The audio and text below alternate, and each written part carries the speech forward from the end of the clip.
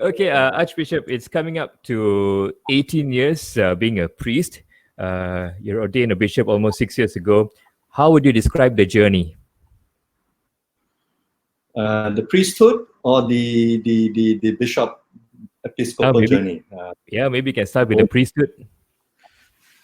Well, priesthood, 18 years. I have to be reminded what time it implies. It has been a very interesting journey for me thus far. The priesthood, I think, from 2002 to 2014, 12 years as a priest, and then I think 6 years now as a bishop. Definitely, as a priest, I had different roles, different places that I was put in or sent to. Starting off in my own hometown, I was ordained in Seremban and put there as assistant. And then in a couple of years or so, I became parish priest in Kajang. And then after 2-3 years, that was, again, it's a toss between your first love, Seremban and Kajang. It's always a toss. In Kajang, I was parish priest, so in a sense, first love as parish priest. Seremban was assistant. So these were the honeymoon years, I would put it, and I learned a lot from my so-called senior priests, Father Philip So, Father Ben Sauriamutu. Both have deceased now. And of course, Father Albert was parish priest in Seremban, and I was there with him. And yeah, those were great times. And then I was sent to study, to further my studies in Rome. Coming back after 3-4 years, and then sent to the seminary.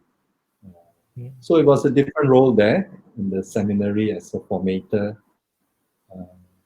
And then we got the bad news that I was to be bishop.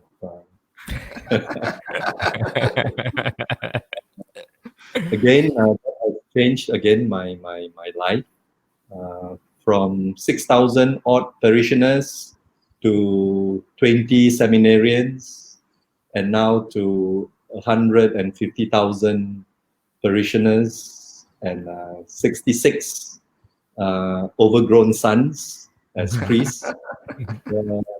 So the role has changed, and but I'm loving every moment of it.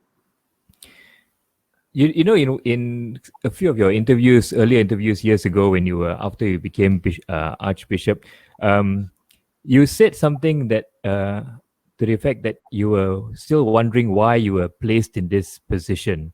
So today, has this become a bit more clearer to you? I think it's become a bit more blurred.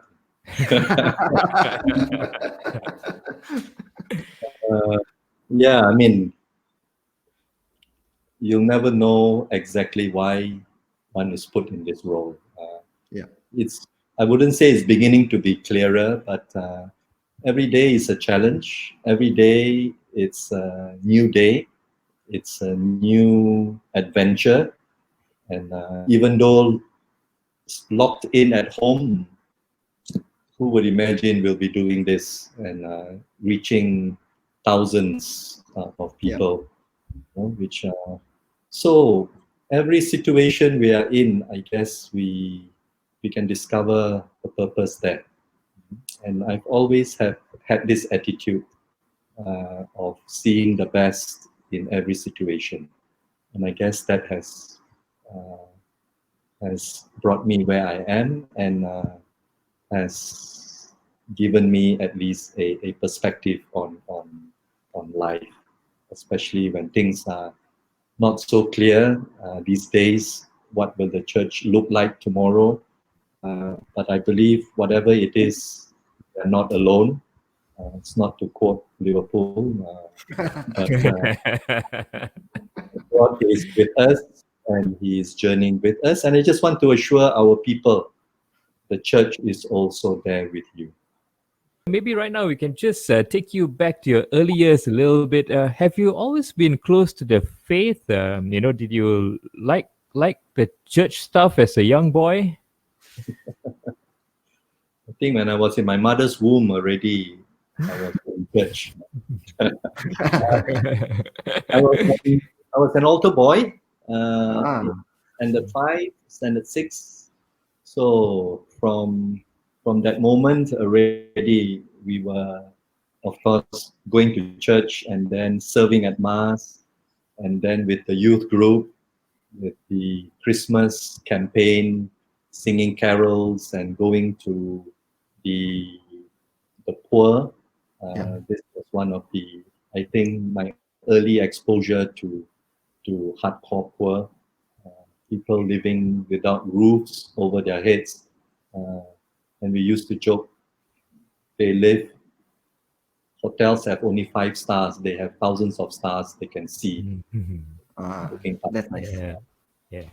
So after that, with the youth, and then even while I was studying in the university, also we were involved with the Catholic youth groups, and so and then while working also, I was coming back to Swamban from KL to help out to teach catechism post confirmation students.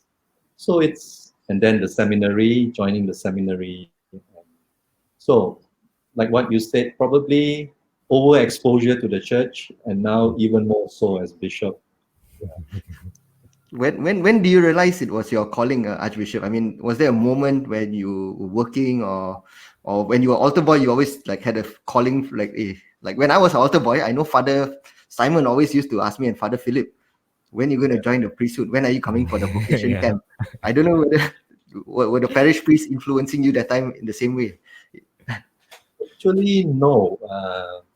Perhaps my memory is poor. I can't imagine, I can't remember those days. But seriously thinking about the priesthood, I think was after Form 5, while waiting for results. I guess you got a lot of time on your hands, and that was the time also what I want to do with my life. So the normal things we fill in your cumulative cards. I don't know whether you have it in your days. What you want to be when you grow up. Priesthood was never on the list. What was on the list? We want to know. Oh, interestingly, I think you were all not born during that time, but while I was growing up, we had all these shows about private investigators, Yes. Mannix, and can't remember now, but I think one of the dreams was to be a PI, private investigator. Wow.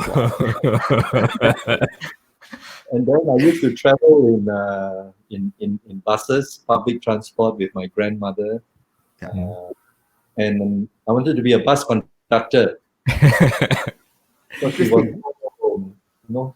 without holding anything, with just Yeah. holding the tickets, he could balance himself on the speeding bus. And I just want to ask you, did you save your bus tickets and then played bus tickets with your siblings?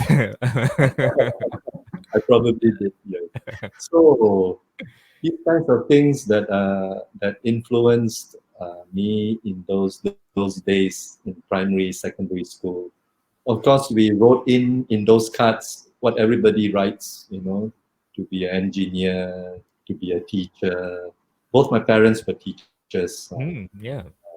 and to be doctors, to be lawyers. So all these things were on the list, but it was just put there because that was the right thing to do.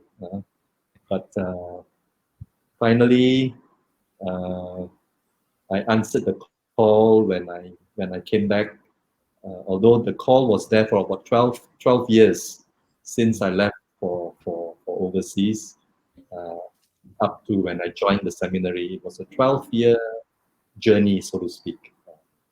And finally, I couldn't run anymore away from the Lord. So with the help of priests, religious brothers and nuns, I finally made the decision to try it out in the seminary, and it's all history, so to speak. Well, When you made the decision, Bishop, how many hearts did you break? Did you have a girlfriend? Yeah, I told you this interview is going to be a bit candid. Oh, you had girlfriends, Bishop.